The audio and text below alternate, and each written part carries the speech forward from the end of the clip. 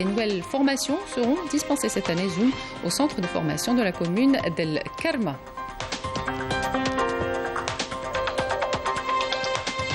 À l'étranger au Maroc, notamment, les Marocains dénoncent les agressions sexuelles commises par la représentation diplomatique de l'entité sioniste à Rabat. Des Marocains qui investissent les rues pour dénoncer la normalisation avec l'entité sioniste et sur un autre volet, l'absence de toute volonté politique d'améliorer la situation socio-professionnelle de l'enseignant. Nous prendrons le large à la fin de cette édition pour profiter des journées ensoleillées de ce mois de septembre avec les voileux du club de voile El Marsa au port de Temnfoust. Bienvenue à tous. Le président de la République, chef suprême des forces armées, ministre de la Défense nationale, Abdelmajid Tebboune, préside aujourd'hui une réunion du Conseil des ministres consacrée à l'examen du projet de déclaration de politique générale du gouvernement et de plusieurs projets de loi inhérents à l'organisation et au fonctionnement de l'Assemblée populaire nationale et du Conseil de la Nation, à la presse écrite, à la presse électronique, à la prévention et la lutte contre la corruption, ainsi que 2 exposés relatifs à la sécurité routière et à la plateforme numérique de l'investisseur.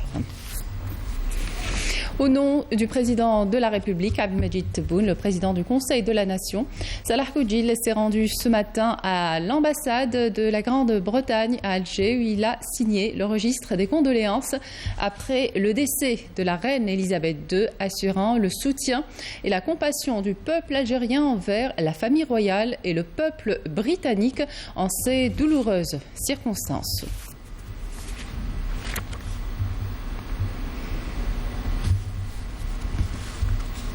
Ouverture ce matin de la première édition des travaux du Forum arabe intergénérationnel pour le soutien à l'action arabe commune en présence de plusieurs personnalités politiques et des experts venant de 19 pays arabes. Le forum est organisé par l'Observatoire national de la société civile en appui aux efforts de l'Algérie pour la promotion de l'action arabe commune pour permettre aux différents segments des sociétés arabes de présenter leur vision sur le traitement des principaux défis auxquels est confronté actuellement le monde arabe. L'actualité, c'est aussi la rentrée scolaire pour améliorer les conditions de scolarisation des enfants dans la wilaya de Gardaïa. De nouveaux établissements scolaires ont été réceptionnés. Il s'agit de 8 écoles primaires, un collège et un lycée. Yamina Saïdi. Pour renforcer le secteur de l'éducation, plusieurs nouveaux établissements scolaires des 3 cycles seront réceptionnés dès la prochaine rentrée scolaire dans la wilaya de Gardaïa et en particulier dans les nouvelles zones d'habitation. Nous avons réceptionné 8 écoles primaires. Nous avons également un nouveau lycée du côté de Zelfana qui ouvrira ses portes aux élèves à la rentrée scolaire 2022-2023, ainsi qu'un collège à Brienne. D'ailleurs, il est possible qu'une partie de ce collège abrite plusieurs classes pour le cycle primaire, car pour le moment, on n'a pas d'école primaire à Brienne. Les établissements déjà existants ont pour leur part bénéficié d'une opération d'extension avec de nouvelles salles de cours et de cantines scolaires. 30 salles de cours et 5 cantines scolaires ont été réalisées. D'autres classes sont toujours en travaux. Elles devraient être réceptionnées avant le 21 septembre. Ces nouvelles infrastructures permettront d'alléger la pression sur le reste des établissements scolaires et assurer ainsi de meilleures conditions de scolarisation pour les élèves. Dans l'actualité également, la rentrée professionnelle à Oran, dans la commune d'El Kerma, 7 nouvelles spécialités sont ajoutées à la liste de formation cette année. Sachez que les inscriptions se poursuivent. Une opération de sensibilisation et d'orientation est en cours à travers la wilaya. Reportage, plutôt le commentaire de Majda Jahmoun. Les enseignants de la formation professionnelle multiplient les sorties sur le terrain. Aujourd'hui, ils sont dans la commune d'El Kerma pour informer les jeunes sur les différentes formations professionnelles proposées par les centres de formation professionnelle à travers la wilaya d'Oran. Ces formations sont d'une grande utilité pour ceux qui n'ont pas réussi au lycée. Je recommande aux jeunes de faire ces formations car elles sont très intéressantes. On m'a conseillé d'aller au centre de formation de Karma pour faire un stage. Il y a plusieurs autres centres à Oran. J'invite les jeunes à venir ici pour choisir une formation qui leur convient. Une campagne d'information qui a pour objectif de renseigner les jeunes de la région sur les différentes formations ajoutées à la liste et de leur compatibilité avec les exigences du marché du travail. Nous sommes là pour répondre aux questions des parents et des élèves stagiaires. Nous leur fournissons toutes les informations nécessaires. Nous les tenons au courant des nouvelles formations et les orientons. Ce dispositif est fonctionnel au niveau de tous les centres de formation. C'est une initiative du ministère de l'Enseignement et de la Formation professionnelle. Elle vise à nous rapprocher des citoyens, en particulier les jeunes qui n'ont pas réussi leurs études, pour se former et réussir leur vie professionnelle. Il y a 7 nouvelles formations ajoutées à la liste. Le but de cette initiative est d'informer la société civile sur les particularités de ces nouvelles formations. Les portes des centres de formation restent ouvertes devant les jeunes désirant s'inscrire dans les différentes formations proposées, et ce jusqu'au 15 du mois en cours. La rentrée de la formation professionnelle est prévue pour le 25 septembre. La militante sahraoui des droits de l'homme, Soltana Khaya, est à Paris pour assister en tant qu'invitée d'honneur à la fête de l'humanité. Soltana Khaya participe à des présentations sur la lutte des Sahraouis et la résistance pacifique menée au Sahara occidental, mais également son expérience personnelle face à la répression et le siège policier imposé par le Marzen. La correspondance de Afaf Belouchet. C'est un accueil digne de l'icône qu'elle représente par sa résistance pacifique qu'a reçue Soltana Khaya par la communauté sahraoui dès son arrivée en Île-de-France. Une société civile qui l'a désignée comme porte-parole de la lutte d'un peuple pour son indépendance au Forum des associations parisiennes au 15e arrondissement de la capitale française. Soltana Khaya, il a passé plus d'1 an et 7 mois assiégé dans sa maison avec sa famille. Et puis, on a essayé aussi d'informer les Français sur les violations des droits de l'homme au Sahara occidental et que la France, il a un rôle à jouer. Une tribune que Soltana a mis à profit pour sensibiliser les associations françaises participantes et particulièrement celles qui militent pour les droits de l'homme, mais également pour rappeler aux jeunes Sahraouis en exil l'importance de faire ce travail à leur niveau et expliquer ce combat de survie ignoré par la société civile française. لقينا واحد الانسانه جد طيبه وجد صامده من اجل شعبها الشعب الصحراوي لذلك نحتاج مثل هذه الرموز التي تشكل لنا حافزا لكي نصمد ونقاوم القمع المغربي. كانت تمثل الشعب الصحراوي بطريقه اللي تعطي العز ومجد لشهدائنا ودماء شهدائنا الابرار. يعني هذا الشباب هو اللي يحمل الرسالة، هو اللي نتمناه انه يحمل المشعل ويوصل الرسالة، ونشكر المجتمع المدني الفرنسي اللي اليوم متيا على هذا اليوم المعرض اللي هو لجميع الجمعيات رابطة جمعيات فرنسا على هذه الفرصة اللي أعطاونا اللي نتكلموا بها عن هاي المعاناة اللي الشعب الصحراوي. La veille, c'est au Parlement français que Soltana Khaya a témoigné de la répression qu'elle a subie et celle dont souffre son peuple. À l'occasion d'une rencontre avec le parlementaire Jean-Marie Lecoq, elle espère qu'il transmettra à son tour son témoignage à ses collègues au Parlement. وفعلا زيارتي البرلمان الفرنسي كانت توضع الصورة كشهادة حية للانتهاكات اللي تعرض لها الشعب الصحراوي من 75 إلى يومنا هذا، واللي يقول كلمة الحق. احنا اللي ندوروا على الحق، لا ندخل الشق الثاني، هو حق ومعاناة هذا الشعب. نتكلم عنها، ينعطى لها عنها فرصة اللي هي تقرر فيها مصيرها وحريتها. Surtout, je pense que des personnalités comme elle ont un impact sur les citoyens, sur l'opinion, tel que aussi ça influence et ça doit influencer nécessairement sur la position de certains pays comme la France. Surtout que, on le sait très bien, la France est impliquée dans ce conflit et pas souvent du bon côté.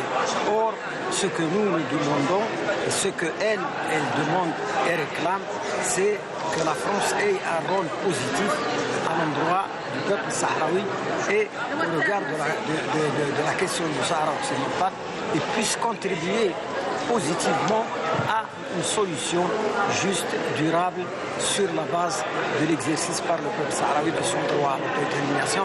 Il y va non seulement de la liberté des peuples, mais aussi de la sécurité, de la stabilité et de la coopération dans la région.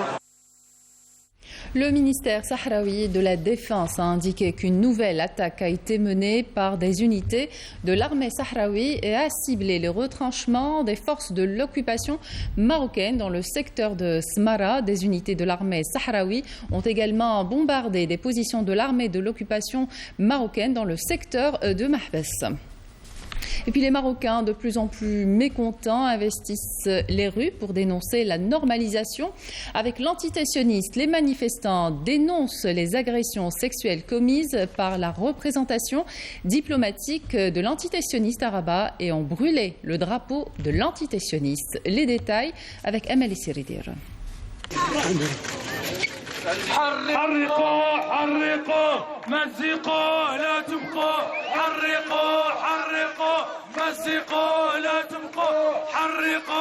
Il s'agit d'une lutte permanente pour faire échouer la normalisation avec l'entité sioniste.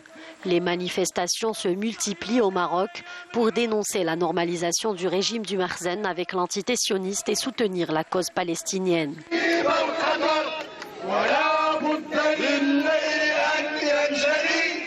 Vendredi, des dizaines de Marocains ont observé un sit-in de contestation et de dénonciation de la normalisation des relations de leur pays avec l'entité sioniste devant le Parlement à Rabat, dans le sillage des scandales de prostitution et de harcèlement commis à l'ambassade sioniste au Maroc, selon des médias locaux.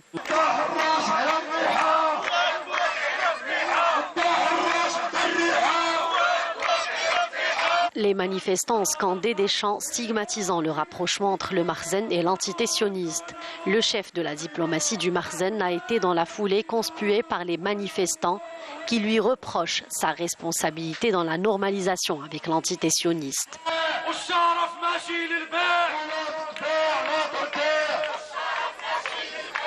Par ailleurs, une forte mobilisation a été enregistrée à travers le pays depuis quelques mois déjà pour renouveler le rejet de la normalisation avec l'entité sioniste, considérée par les citoyens marocains comme une honte et une trahison pour la cause palestinienne. Au Maroc, toujours, où la rentrée sociale risque d'être brutale, le syndicat national de l'enseignement supérieur menace de boycotter la nouvelle rentrée universitaire et met le gouvernement marocain devant ses responsabilités. Il réclame plus de justice sociale et l'amélioration de leurs conditions socio-professionnelles. Les détails avec Raouf Hamouch. Côte à côte, ils sont tous présents ici pour protester contre l'échec du secteur de l'enseignement supérieur. Des scènes devenues quasi quotidiennes dans les rues marocaines.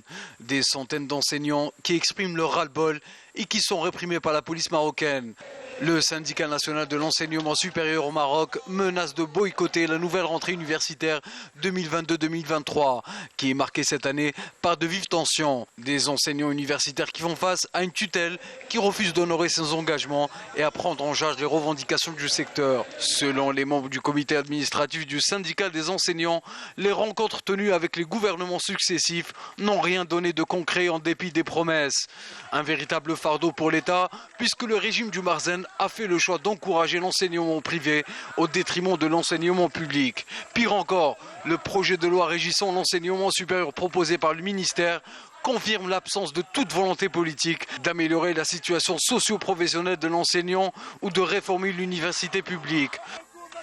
Quant au devenir du dialogue en cours entre la tutelle et le syndicat, les membres du comité du SNESUP estiment que la satisfaction des revendications des enseignants était tributaire de la pression exercée par le SNESUP, appelé à faire preuve de vigilance et à se préparer à toute forme de revendication après le 18 septembre. Ces enseignants et ces étudiants ne sont pas prêts de lâcher prise face à un système qui semble déterminé à ignorer leur détermination. Un Palestinien âgé de 24 ans blessé il y a 5 jours par des tirs de l'armée sioniste à Jenin en Cisjordanie occupée a succombé à ses blessures. C'est ce qu'a annoncé ce dimanche le ministère palestinien de la Santé. Retour en Algérie, football, Ligue des champions de la CAF, premier tour préliminaire aller. La JS Kabylie est deuxième représentant algérien dans cette prestigieuse épreuve africaine, disputera la première manche sur le terrain des Sénégalais de Casamance SC ce dimanche à 18h au stade Lat Dior. Activité de loisirs ou de compétition, la voile est de plus en plus en vue ces dernières années. Le club de voile El Marsa au port de Tamit Foust propose des formations. Il compte environ 40 athlètes entre 40 adhérents entre athlètes seniors et jeunes enfants qui apprennent la discipline. Gros plan sur ce club avec Sid Ahmed Bouraïb. La voile, une discipline olympique très peu médiatisée, mais qui compte tout de même des amoureux. Au club nautique El Marsa, la porte est ouverte tout au long de l'année à ceux et celles qui veulent découvrir ce sport. Le club nautique El Marsa est composé d'athlètes d'initiation et d'athlètes de performance d'équipe nationale, soit en série optimiste ou laser, radial ou standard. Filles ou garçons. D'ailleurs, il n'y a pas moins de ça 2 à 3 mois. On avait 2 athlètes qui représentaient l'Algérie au niveau d'Oran, aux Jeux méditerranéens. Former des enfants et leur apprendre les bases de la navigation est une des priorités. Je me plais beaucoup ici car la voile est un sport qui demande de la débrouillardise. Je veux persévérer et réussir. Nous avons entraînement le vendredi et le samedi, c'est-à-dire les jours où on n'a pas école. J'ai découvert la voile grâce à mes camarades de classe à l'école qui pratiquaient ce sport et qui me racontaient leurs aventures en mer. Ça a éveillé ma curiosité et j'ai décidé de me lancer dans cette discipline. Parmi les adhérents, on compte des athlètes de l'équipe nationale qui participent aux différentes compétitions continentales, régionales et mondiales. J'ai intégré le club récemment, ça fait à peu près 1 an. C'est un club performant avec beaucoup d'ambition et de travail. Et on a beaucoup de projets en tête pour améliorer le club et améliorer les athlètes. Et par rapport au club CNM ici, on est comme une famille, donc par rapport les athlètes, que ce soit les athlètes ou bien les dirigeants ici, on n'a aucun problème. Par rapport à la communication ou bien les entraînements ou bien l'organisation d'un club. Le manque de moyens n'a pas empêché le club de continuer à exister. La première difficulté qu'on rencontre, c'est les problèmes financiers. On peut parler de ça parce que le matériel de navigation coûte cher. Il est très cher. On est subventionné que par la DGS d'Alger. C'est la DGS, elle nous donne un budget annuel. Et on a un seul sponsor. Mais on n'a pas pu décrocher d'autres contrats de sponsoring parce que c'est un sport qui n'est pas aussi connu.